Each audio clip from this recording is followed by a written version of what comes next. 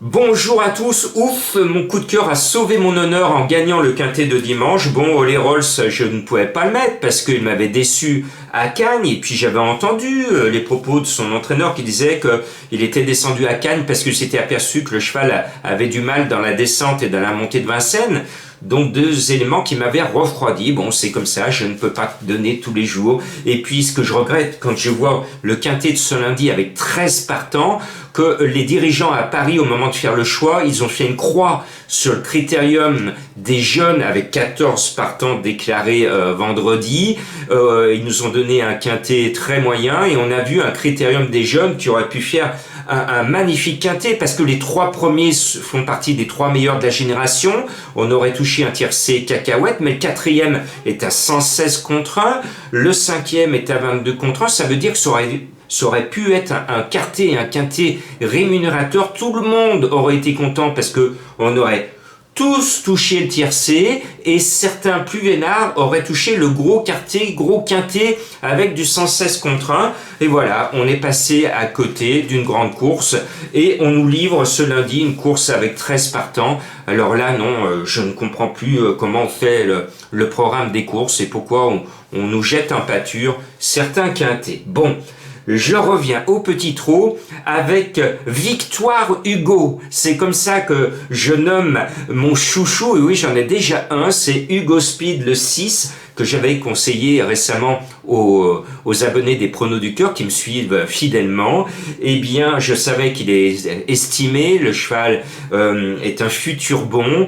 Là, c'est Franck Nivard. Eh bien, comme c'est mon chouchou, je me dois de le mettre en tête. Je ne me pose pas de questions. Et puis, le 12... Horatius Della, il va courir sans ses baskets. Je fais allusion à la course Mets tes baskets pour l'association ELA, pour lutter contre ces problématiques. Vous le savez, je suis engagé dans l'humanitaire, donc je fais un coucou à ceux qui sont dans le combat d'ELA.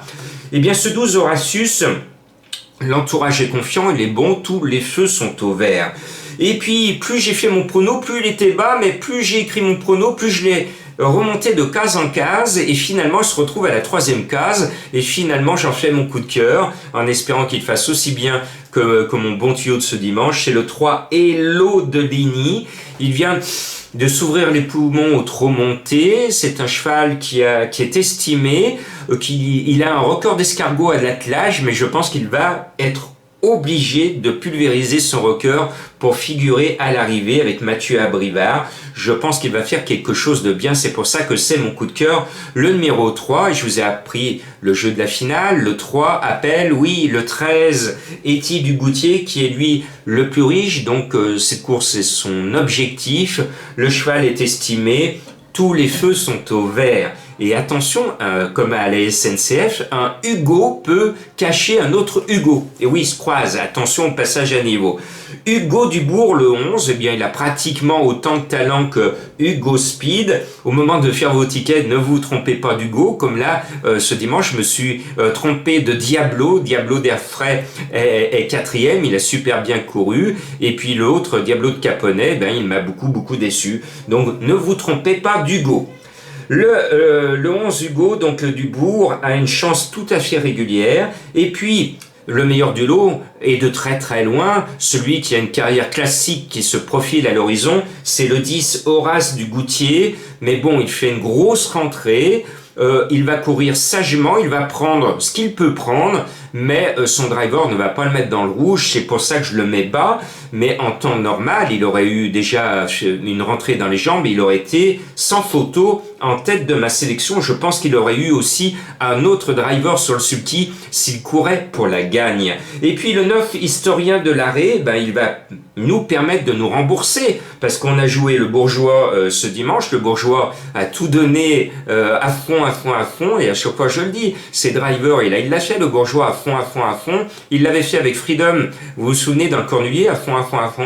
Et puis ces drivers et ces jockeys qui font à fond à un tour de l'arrivée dans la descente, ils sont pratiquement jamais dans les 3 premiers. Donc Monsieur le Bourgeois, n'allez pas à fond avec le 9 historien de l'arrêt et vous allez écrire une page de l'histoire du turf en restant sage. Et puis je termine, j'ai pris le risque d'enlever Éric Raffin à juste titre ce dimanche et je me suis dit, Jean-Marc, tu ne vas pas quand même enlever Éric Raffin 2 fois de suite dans un quintet, parce qu'on sait que Éric Raffin, c'est la nouvelle star, c'est le nouveau driver de FaceTime Bourbon. D'ailleurs, l'entourage de Delia Dupomereux cherche un remplaçant de luxe pour remplacer Éric Raffin. Alors moi, je propose à l'entourage de Delia Dupomereux de faire appel à Björn Goop. Ça serait du sport. Ça serait du sport parce que ça permettrait à Goop, un jour prochain, de prendre sa revanche sur FaceTime Bourbon et sur son entourage. Chiche,